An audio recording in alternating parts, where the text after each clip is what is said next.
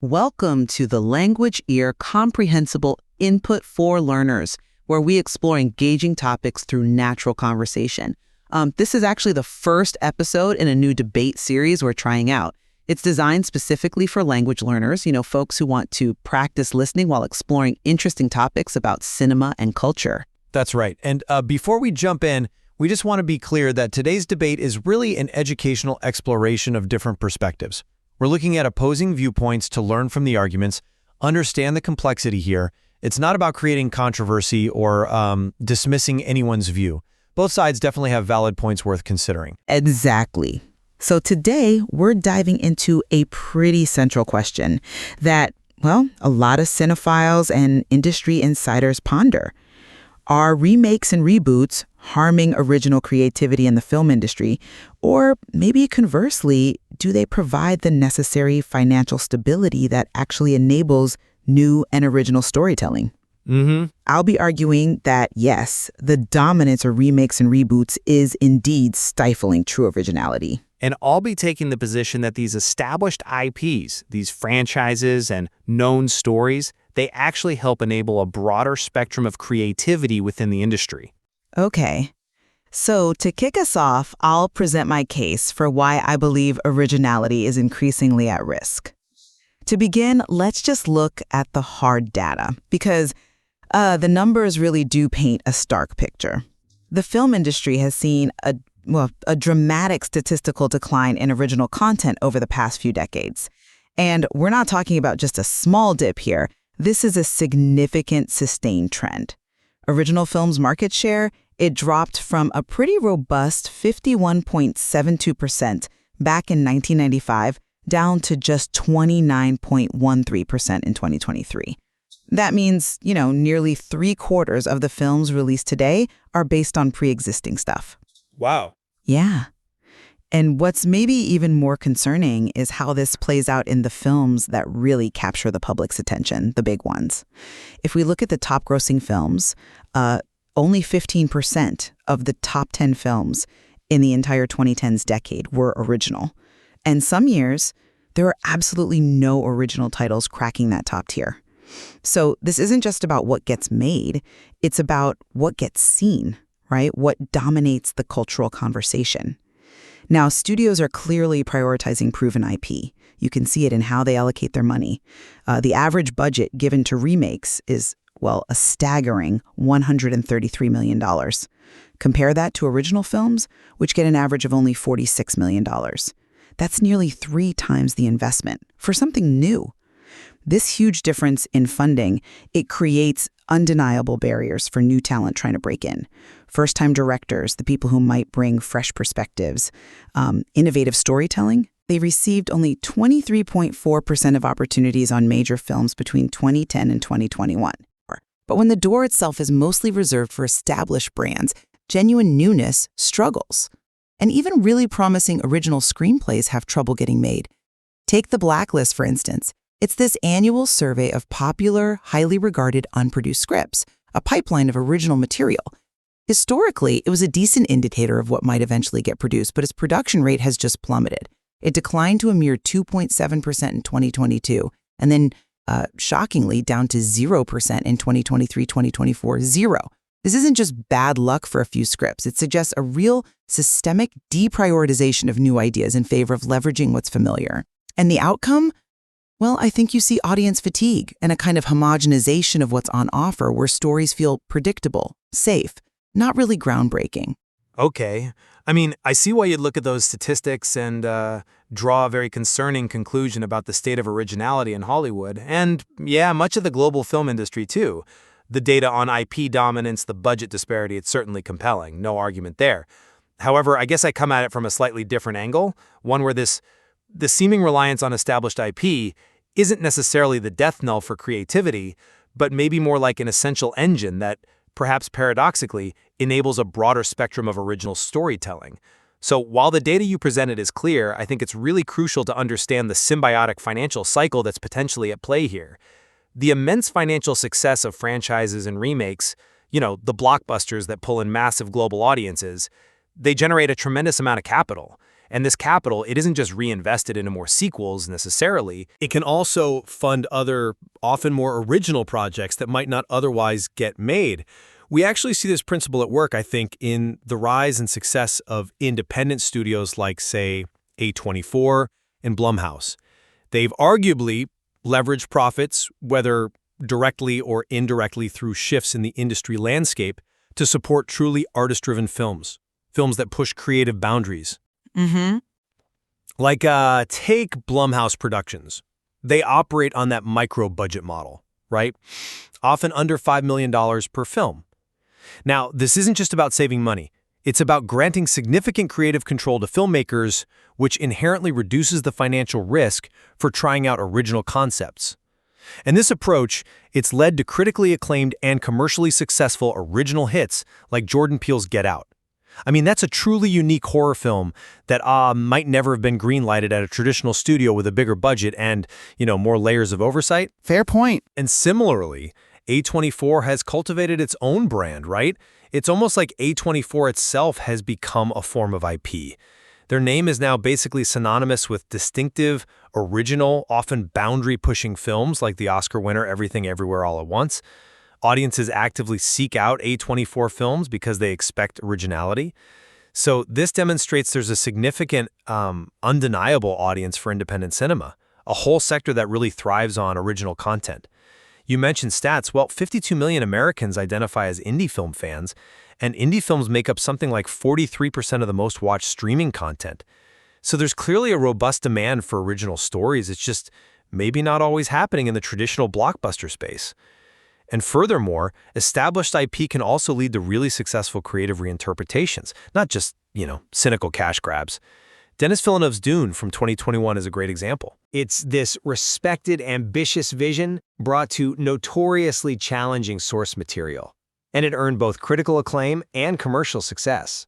It showed that a familiar story can be told in a profoundly original and artistic way. And this pathway, it isn't just limited to reboots. Even acclaimed directors like Christopher Nolan kind of demonstrate this symbiotic relationship. His massive success with the Dark Knight trilogy based on existing comic book IP, it didn't box him in. Quite the opposite. It gave him incredible leverage, enough to secure, $160 million budget for a totally original, complex film like Inception? So, it shows that franchise work can build a director's brand, earn them trust, and ultimately allow for ambitious, original work to thrive, even on a grand scale. That's a compelling argument. And look, I certainly agree that a film like Villeneuve's Dune shows how strong artistic vision can elevate existing IP. And Nolan's trajectory is, undeniable.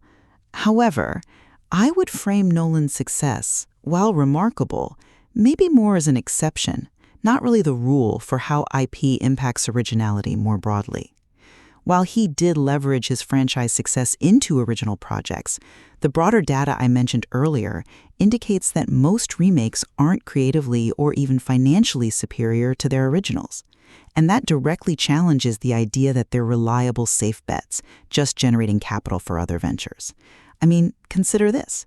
There was a comprehensive study, looked at 27 remakes. It found that 63% were actually more expensive to produce than the originals, with an average budget increase of around $79 million. Okay?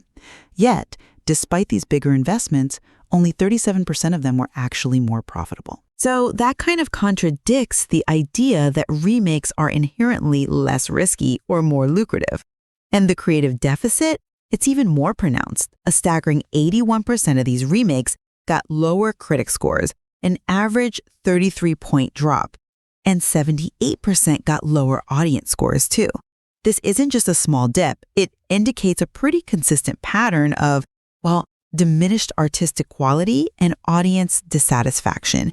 We've seen this play out, right? High-profile cases like Ghostbusters in 2016, The Mummy in 2017, despite being based on existing IP, they resulted in significant financial losses. The risk is still very much there, and the creative return often seems diminished, which arguably leads to a net drain on resources and creative energy that could have gone elsewhere. Okay, I'll grant you that those specific examples and the data on remake underperformance, they do highlight the inherent risks even with established IP. And those critical reception figures are, compelling evidence of creative challenges, no doubt. However, I still think it's crucial to look beyond individual failures, maybe, to the overall economic engine that successful blockbusters and franchises represent. The sheer volume of profits from the really successful ones, it enables significant technological innovation that ultimately benefits the entire industry, including those creating original content. How so? Well, for instance, films like The Matrix, right? They pioneered bullet time effects. Avatar developed groundbreaking virtual production systems that completely revolutionized filmmaking. Now, these were massive, IP-driven projects, huge budgets, yes, but the technologies they advanced, they're now much more widely accessible. They're used by filmmakers across the spectrum, including those making smaller, original, independent films. So these innovations kind of democratize access to sophisticated tools, allowing original storytellers to realize their visions in new ways. And plus, we can't ignore the massive shift caused by streaming platforms. They've created entirely new avenues for, say, mid-budget, character-driven stories that might not really thrive anymore in the blockbuster-dominated theatrical market. Netflix, for example, invested, a staggering $6.2 billion in original content in 2021 alone. A lot of that went into diverse original series and films that wouldn't traditionally fit the studio mold. And services like HBO, they pioneered prestige television decades ago, creating a home for complex, original storytelling long before this current streaming boom. So this replatforming allows originality to flourish, even if it's not always on the biggest screen in the traditional sense. It's maybe not the death of originality, but perhaps its relocation and evolution. Well, I can see that tech advancements spurred by blockbusters do trickle down, and streaming has undeniably opened new doors. I'm not totally convinced that this offsets the risk of content homogenization, even on these new platforms. In fact, you could argue that streaming algorithms often favor algorithm-friendly content. Safe, familiar narratives, maybe direct extensions of existing IP, rather than truly original, risky ideas. We've heard warnings from industry insiders themselves about this pressure, right? The pressure to produce content that ensures predictable engagement, potentially leading to a kind of bland uniformity instead of groundbreaking originality. The algorithm argument. Yeah. And this preference for the predictable. It means that even within these evolving structures, studios still seem to struggle to greenlight genuinely new, risky ideas. We saw this with that blacklist data I mentioned.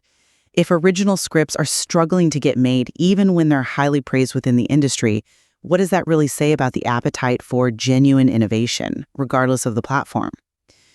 The winner-take-all market structure often means mid-budget original films, whether they're for theaters or streaming, still struggle significantly. If a film isn't a guaranteed tentpole or a tiny micro-budget indie, it often falls into this kind of no man's land. The desire for predictable engagement seems to be overshadowing real creative risk-taking. So while new platforms exist, the underlying financial and algorithmic pressures, they can still lead to a very narrow definition of what's considered original or worth investing in. Okay, I understand your concern about algorithm-driven content, and it's a valid point regarding the challenges, especially for those mid-budget original films. However, I think it's also important to recognize that we might be operating within two parallel systems here, maybe somewhat distinct systems, which means original creativity isn't necessarily dying, but perhaps diversifying its platforms and geographical strongholds. Major Hollywood studios might lean heavily on IP, yes, absolutely. But the independent film scene and international markets, they seem to be thriving with original content, often, beyond the direct reach or influence of those Hollywood algorithms. Okay. Think about European film festivals like Cannes, Berlin, Venice. They consistently premiere original, artist-driven works that really push cinematic boundaries. And you have initiatives like the British Film Institute, the BFI, actively supporting new voices and UK cinema, fostering a culture of original storytelling that doesn't necessarily rely on pre-existing franchises. Plus, the global landscape itself is changing rapidly. Hollywood's global market share, which was once totally dominant, has actually declined from over 90% down to below 70% by 2024. Now, I don't see that just as creative decline, I see it as diversification. It creates significant space for local industries like in China, India, South Korea, many others, to produce their own original blockbusters and distinctive narratives that resonate with their own audiences, often completely detached from Hollywood IP. So while one segment of the industry might be consolidating around familiar brands, the broader global cinematic ecosystem could be argued as being more vibrant and creatively diverse than ever.